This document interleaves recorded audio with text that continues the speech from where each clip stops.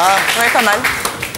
Alors, vous avez 34 ans, ancien mannequin. Vous publiez votre 5e livre chez Flammarion. Ça s'appelle Presque Top Model.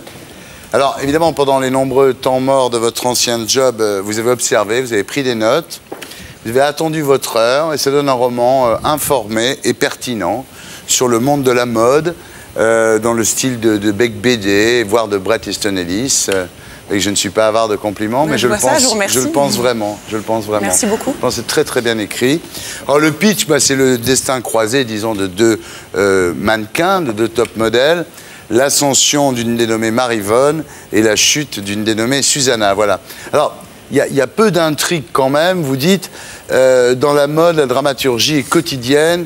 Il n'y a ni début ni fin. Tout revient comme un ressac. Absolument, c'est un éternel recommencement.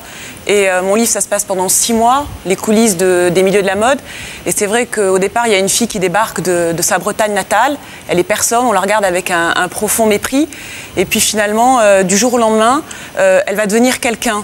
Ouais. Et c'est ça la mode, en permanence. Le lundi, vous êtes rien du tout. Le mardi, il y a un frémissement. Le mercredi, on vous dorlote, on vous sublime. Et puis le jeudi, c'est le star system, quoi. Vous êtes la plus grande. Hein. Voilà. Alors, il y a des scènes, finalement, c'est une succession de scènes autour de 3 grandes familles de la mode, les mannequins, leurs agents et les rédactrices de mode.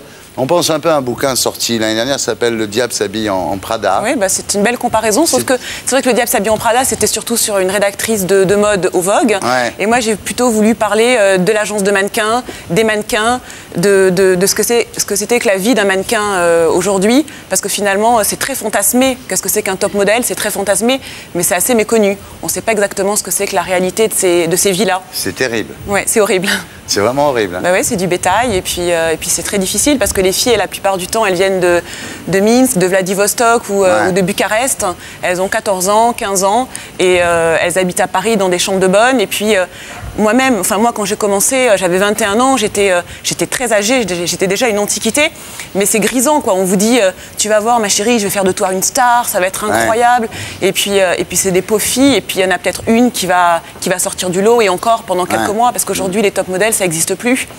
Parce qu'aujourd'hui, si je vous dis Linda Evangelista, Naomi Campbell, Kate Moss évidemment, on sait qui elles sont. Kate Moss, elle sera mannequin toute sa vie, on est à peu près sûr de ça. Oui, c'est né mannequin, mourra mannequin. Ouais. Et d'ailleurs, elle a eu tout le monde à ses pieds à l'époque où elle était avec Johnny Depp pour faire du cinéma et tout ça, et elle voulait pas, ce qu'elle voulait c'était faire la fête. Ouais. Vous êtes en train de réussir un truc assez difficile, finalement, c'est l'ancien mannequin qui devient écrivain, quoi. Ouais, je crois que c'est... Enfin, en tout cas, celui-ci prouve que c'est réussi, apparemment. D'après les premiers retours, je suis très contente. Très bonne critique. Oui, excellente, c'est formidable. Vous voulez pas en lire un bout, là? Oui. Parce que la seule façon de parler de littérature à télévision, c'est de la lire. Waouh.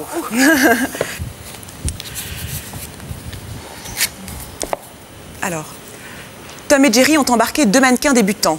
Kim, suédoise, 1m75 d'os, un petit côté Kim Basinger trash. Grazia, argentine, 1m72 et 45 kg, sac compris. Une Salma Hayek cadavérique perchée sur des échasses. Tokyo est leur première expérience, peut-être la dernière.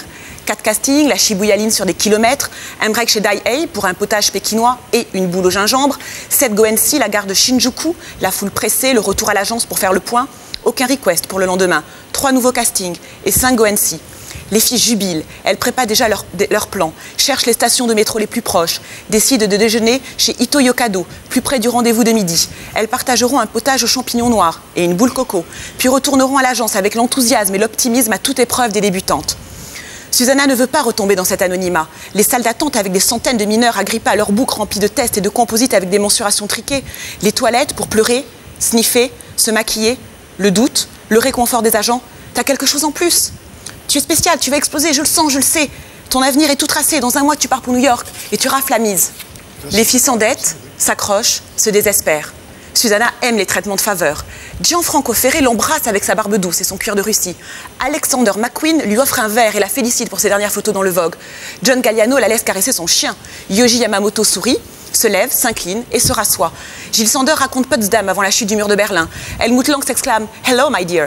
Giorgio Armani la salue dans les backstage, à H-10 minutes. Karl Lagerfeld affirme qu'elle est le nouveau visage du millénaire, qu'elle est divine, ravissante, ironique, adorable. Il la propulse mariée de sa collection haute couture. Valentino lui baise la main. Dolce et Gabbana déclarent. Elle a une classe innée, une expression antique. Son visage est celui d'une princesse de la Renaissance. Moderne, complexe. Pour Miuccia Prada, elle a l'intelligence, du caractère et la qualité d'une star. Pour Fernando, elle est juste un super coup à tirer. Alors, ce qui est très bien dans votre bouquin, c'est d'abord, c'est écrit très rapide, très speed. Effectivement, on parlait de Beck BD, de Bret Easton Ellis. Vous citez des marques, vous citez des noms propres, enfin on y est quoi. Bah, disons que pas parler de marque pour un livre sur la mode, c'est un peu une faute professionnelle, donc c'est vrai que c'est un peu obligé.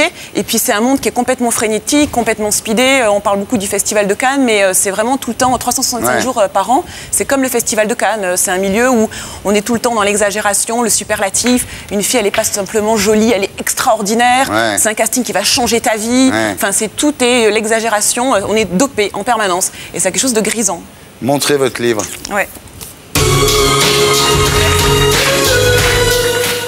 Et pour être sûr de ne rien rater de Inarditube, abonnez-vous et mettez un pouce bleu.